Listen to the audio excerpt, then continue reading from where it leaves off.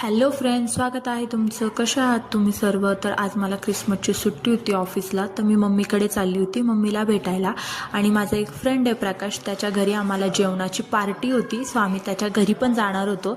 तर मी रिक्षाने माझ्या मम्मीच्या घरापर्यंत आली आणि माझी बहीण, प्रकाश, त्याची वाईफ अनुष्का आणि त्याची मुलगी, ते लोक गार्डनमध्ये होते. तर मी गार्डनमध्ये गेली त्या लोकांना भेटायला, बघितलं काय करताय काय नाही. आणि त्यानंतर आम्ही लोक थोडंसं एन्जॉय वगैरे केलं तिथे. त्यांनी माझे 1-2 फोटो काढले, ते फक्त नाटक केलं, रिअलमध्ये त्यांनी माझे फोटो नाही काढले.